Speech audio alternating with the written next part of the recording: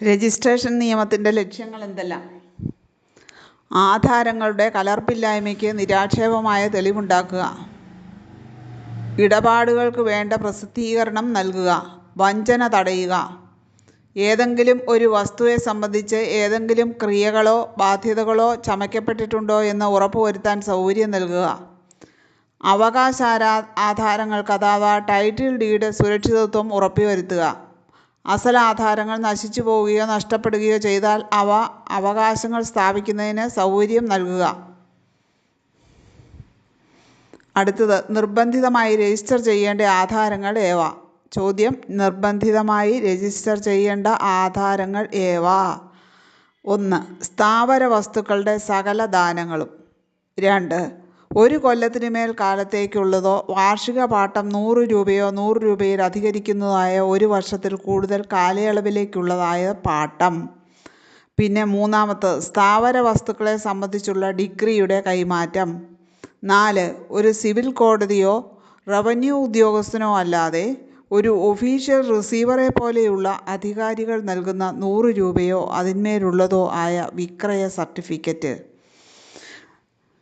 5. സ്ഥാവര വസ്തുവിന്മേൽ സ്ഥാപിച്ച് വല്ല കൊടുക്കൽ വാങ്ങൽ സംബന്ധിച്ച് മരണശാസനമല്ലാത്ത കാരണങ്ങൾ.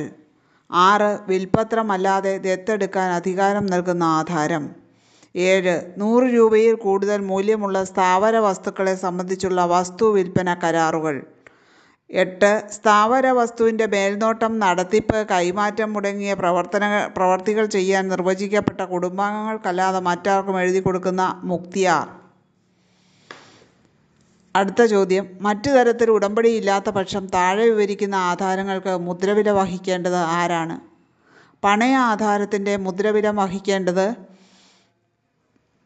പണയാധാരം എഴുതിയുണ്ടാക്കുകയോ നിർമ്മിക്കപ്പെടുകയോ ഒപ്പിട്ട് കൊടുക്കുകയോ ചെയ്യുന്ന ആളാണ്.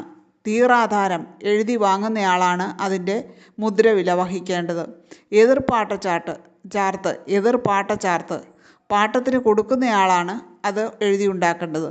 വിക്രയ സർട്ടിഫിക്കറ്റ് മുതൽ വിലയ്ക്ക് വാങ്ങുന്നയാളാണ് വിക്രയ സർട്ടിഫിക്കറ്റ് കൊടുക്കേണ്ടത്. പാട്ടച്ചാർത്തുകാരൻ പാട്ടത്തിന് വാങ്ങുന്നയാളാണ് പാട്ടത്തിൻ്റെ പൈസ അടയ്ക്കേണ്ടത്, മുദ്രവില അടയ്ക്കേണ്ടത്. ആധാരമെഴുത്ത് ലൈസൻസ് സസ്പെൻഡ് ചെയ്യപ്പെടുന്നതിനുള്ള കാരണങ്ങൾ വിവരിക്കുക. ഒരു ആധാരമെഴുത്ത് ലൈസൻസ് സസ്പെൻഡ് ചെയ്യപ്പെടുന്നതിനുള്ള കാരണങ്ങൾ വിവരിക്കുക. കേരള ആധാര എഴുത്തുകാരുടെ ലൈസൻസ് ചട്ടം 19-ലും 1-ലും 2-ലും പ്രതിപാദിക്കുന്നത് പോലെ രജിസ്റ്ററും രസീതും കൃത്യമായി സൂക്ഷിക്കാതിരുന്നാൽ,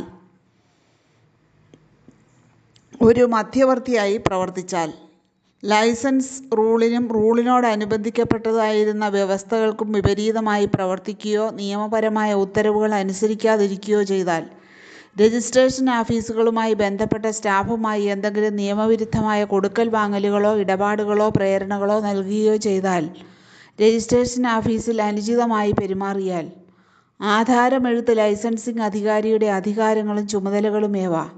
ആധാരമെഴുത്തുകാർക്കും കൈപ്പടക്കാർക്കും ലൈസൻസ് അനുവദിക്കുക, ലൈസൻസ് പുതുക്കുക, ലൈസൻസ് ചട്ടം പ്രകാരം അനുവദിച്ചിട്ടുള്ള ലൈസൻസ് സസ്പെൻഡ് ചെയ്യുകയോ റദ്ദു ചെയ്യുകയോ ചെയ്യുക, ലൈസൻസ് റൂളിലെ ഉദ്ദേശങ്ങളെ ഫലപ്രദമായി നിർവഹിക്കുന്നതിന് വേണ്ടി ആവശ്യമായി വരുമ്പോൾ ആധാരമെഴുത്തുകാർക്കും കൈപ്പട ലൈസൻസുകൾക്കും ആവശ്യമായ നിർദ്ദേശങ്ങൾ നൽകുക.